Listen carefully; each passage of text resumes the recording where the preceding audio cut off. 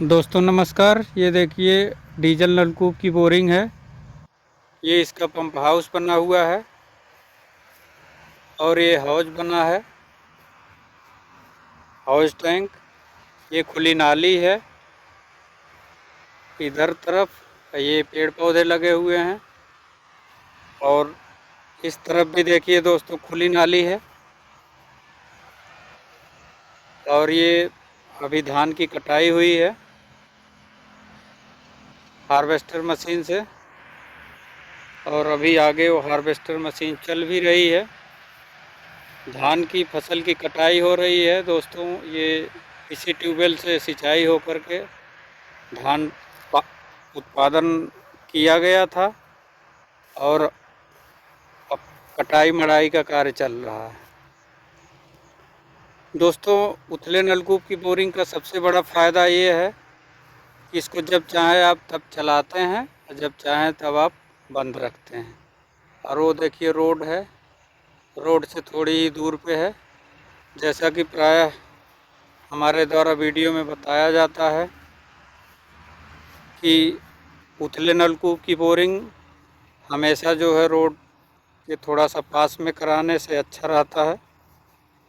पास में कराने से जब आपको रात बिरात चाहे जब आपको आना जाना है, आप आते जाते हैं, उसको सही ढंग से चालित करते हैं और बंद करते हैं। इधर भी देखिए धान लगा था और काफ़ी दूर तक लगा था और इसकी कटाई मड़ाई अभी जस्ट कुछ देर पहले ही हुई है। दोस्तों अभी कुछ समय पहले बारिश आ गई थी, इस वजह से जो है धान की कटाई और मड़ाई में थोड़ा सा लेट हुआ है।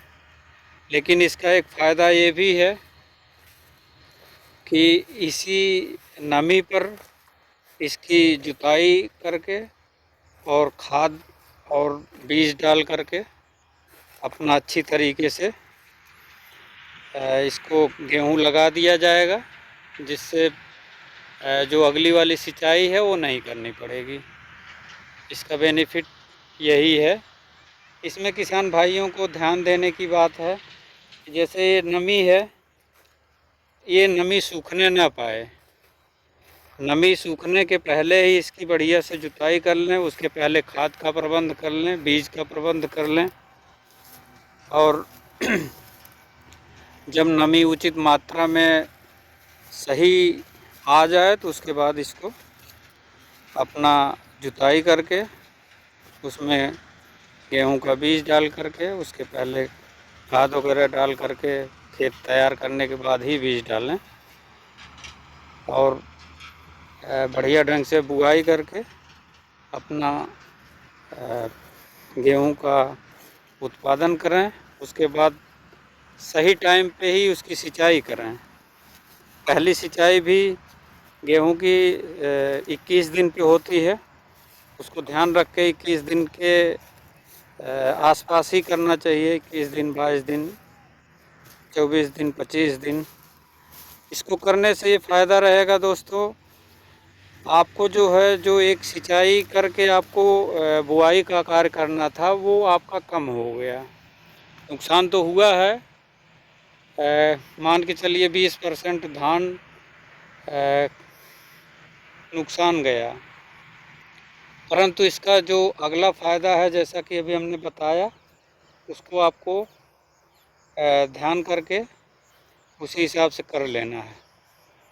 दोस्तों उथले नलकूप की बोरिंग में 110 mm पाइप की आवश्यकता होती है, पीवीसी पाइप। उसके बाद ये बोरिंग मुख्यतः जो है 100 फीट तक होती है, चाहे 60 फीट पक्का पाइप मतलब लगाएं या 80 फीट, 10 फीट नीचे होल होता है।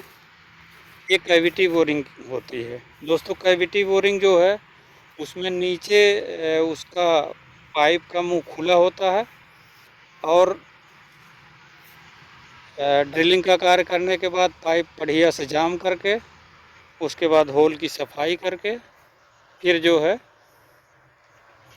उसको टेस्टिंग का कार्य किया जाता है। टेस्टिंग का कार्य करने के लिए पहले सेंट्रीफ्यूगल पंप बांधते हैं, यानी पंखा बांधने के बाद उसको डीजल इंजन की सहायता से टेस्टिंग का कार्य किया जाता है, यानी डेवलपमेंट का कार्य किया जाता है। महीन बालू रहती है तो थोड़ा सा समय ज़्यादा लगता है, मोटी बालू होती है तो थोड़ा सा कम टाइम लगता है। और बढ़िया ये है कि इनके द्वारा जो है पेड़ पौधे भी लगाए गए हैं, उधर भी हैं, उधर भी हैं। ये सामने नीम का पेड़ है और ये हल्दी लगाई गई है, ये भी खेत खाली है। और उधर चरी लगी है, यानी बजड़ी जिसको बोलते हैं। तो दोस्तों ये पुरानी बोरिंग है और पुराने लोग जल संरक्षण के प्रति बहुत ज़्यादा जागरूक रहते थे। जहाँ भी बोरिंग पुरानी आप देखेंगे वहाँ ज़रूर पेड़ पौधे होंगे और एक जाने के बाद एक आत्मिक सुकून टाइप का मिलता है। क्योंकि पुराने लोगों के दिमाग में ये धारणा थी कि हम जितना प्रकृति का दोहन कर रहे हैं, यानी जितना अपना ज़मीन के नीचे से जल निकाल रहे हैं, पर्यावरण का नुकसान कर रहे हैं, उसके लिए हम पेड़ पौधे लगाएं। भले काफ़ी लोग, ज़्यादा लोग पढ़े लिखे नहीं थे, उनके प्रति, उनके मन में पर्यावरण के प्रति बहुत अच्छी भावना थी। इसीलिए देखिए कितना बड़ा नीम का पेड़ हुआ है, इधर भी है, ये भी। तो इस तरीके से हमको आज के समय में भी ध्यान रखना चाहिए। पेड़ पौधे हैं, ये पहली बात जलवायु को अच्छा रखते हैं और इनकी जो जड़ें हैं, इनके द्वारा ज़मीन के अंदर पानी जाता है और उससे पेड़ पौधों को तो पानी मिलता ही है और उसके द्वारा ज़मीन के अंदर जो है, जो वाटर लेवल है वो भी मेंटेन होता है। और ये कृषक द्वारा पंप हाउस बनाया गया है, ऊपर से हल्के टीन शेड द्वारा ढका गया है, तो काफ़ी कम लागत में बना है। ये अच्छा है। कई लोग उसमें अपनी आवश्यकता के हिसाब से छत भी लगा देते हैं। दोस्तों बोरिंग देखिए एक अस्थाई चीज़ है। अगर जैसे खेत अपना आबादी से दूर है तो पंप हाउस तो बनाना आवश्यक होता है, लेकिन उसमें बहुत ज़्यादा मात्रा में पैसे का इन्वेस्ट करना वो सही नहीं होता है। इसलिए अपना काम चलाने लायक आपको पंप हाउस बना लेना चाहिए। डिलीवरी पाइप भी आजकल पीवीसी पाइप आती है, उसका मतलब डिलीवरी पाइप लगा देना चाहिए, सस्ते में हो जाता है। और दोस्तों जो इंजन है उसको बराबर मरम्मत कराते रहना चाहिए। मरम्मत कराने से पहली बात तो तेल का कंज्यूम कम होता है, तेल का खर्च कम लगता है। और दोस्तों जैसे ऑयलिंग है, ग्रीसिंग है, जो मोबिल है इसको सही टाइम पे चेंज कर देना चाहिए। इससे जो है आपकी जो लागत है वो कम हो जाती है और जो प्रॉफिट है वो बढ़ जाता है। दोस्तों ये थोड़ा सा नीची जगह है, इसलिए यहाँ धान की फसल ही लगी थी और अब अगली फसल गेहूं की फसल ही रहेगी। ये थोड़ा सा एरिया है घेरा गया, इसमें सब्जी की फसल लगाई जाएगी। हमारे द्वारा बराबर कृषक भाइयों को जागरूक किया जाता है कि ज़्यादा से ज़्यादा आप सब्जी की फसल लगाइए। सब्जी की फसल में लागत थोड़ा ज़्यादा लगती है लेकिन मुनाफा भी ज़्यादा होता है।